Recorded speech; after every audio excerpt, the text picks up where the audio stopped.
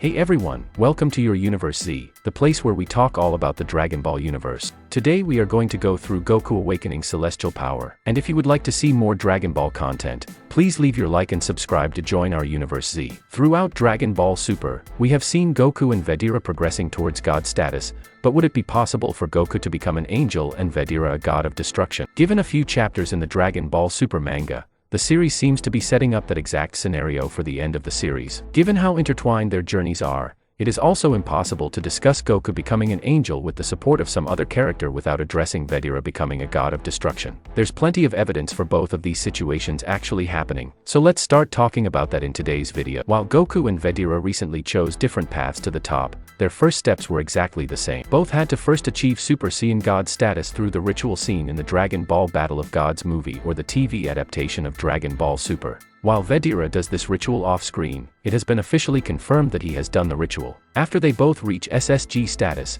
we see them learning to channel the God Ki into themselves to become perfect SSGs. This form is commonly known as Super Saiyan Blue, or Super Saiyan God Super Saiyan. After successfully achieving these forms during Dragon Ball Resurrection F or the Dragon Ball Super adaptation, the two begin to go their separate ways. After reaching and perfecting Super Saiyan Blue, Goku began to do something that fans had never seen before. During the Universe 6 saga of Dragon Ball Super, we see Goku successfully mix Kaioken and Super Saiyan Blue. Goku had previously stated that Kaioken was too much to combine with normal Super Saiyan. However, the training required to reach SSGSS allowed his body to handle the stress of combining techniques, at least temporarily. From this point on, Goku's growth is rather stagnant until he learns about Superior Instinct and meets Jiraiya. Superior Instinct is a true power of the gods, where the body instinctively dodges and attacks without any direction from the brain. Whis uses this effortlessly while training with Goku and Vegeta, being able to dodge their attacks with his eyes closed. Goku first unlocks Superior Instinct during the Tournament of Power while facing Jiren after Goku absorbs his own Spirit Bomb. This absorption pushed his body to the limit,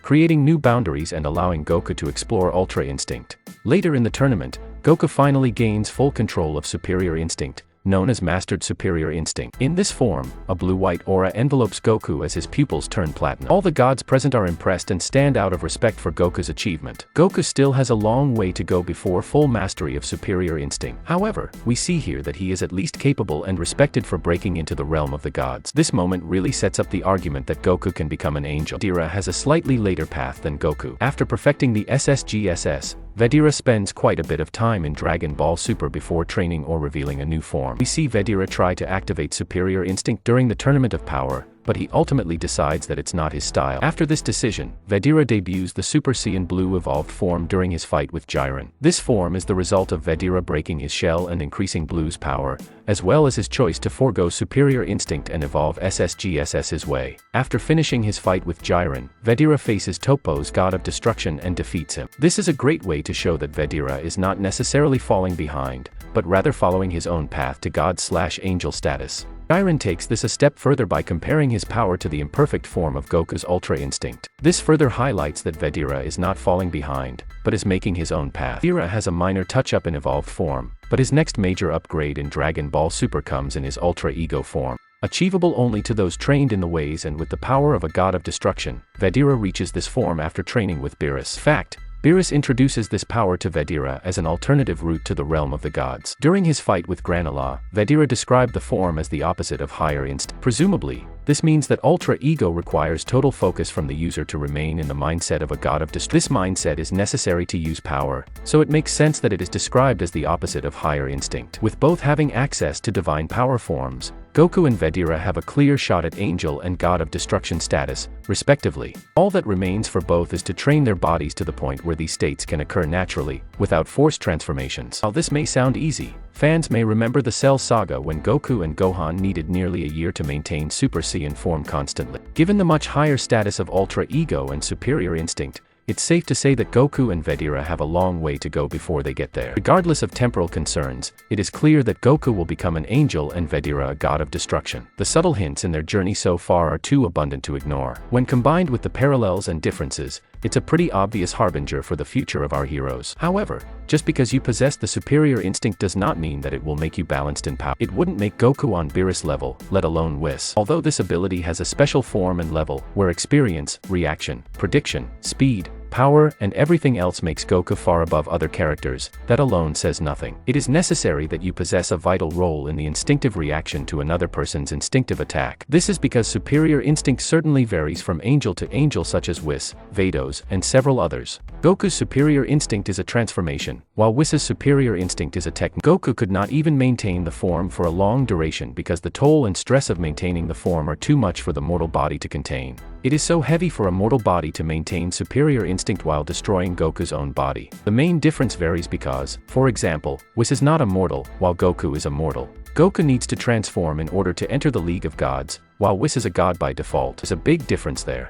Since Goku is a mortal, his body is not suited to contain godly powers for a long period of time, while Whis can contain power easily because his body is made to contain that level of power. So it is like asking which will last longer between a cell phone without a charger or a cell phone with a charger plugged in. It is only a matter of time before it loses its entire battery. This will obviously survive Goku's superior instinct. Also, superior instinct is only a portion of power for the angels. Whis can easily tap superior instinct without any toll on his body and can activate it as he wants without some sort of time limit, unlike Goku. He can even seem to maintain superior instinct without the threat of losing his state. Angels also seem to be able to create anything out of nothing, like how the Grand Priest creates a Kachin metal that was the hardest metal in the Dragon Ball multiverse that was used in the tournament ring, so it can withstand the outrageous power levels of the fighters. Remember, the fighters are probably planetary level destroyers. The angels can also manipulate time. Seeing that Jiren was able to transcend time by resisting time itself, by still being able to move despite time standing still, we can say that Goku in MUI form can also at least resist time as well. However, time reversal is different from time standing still.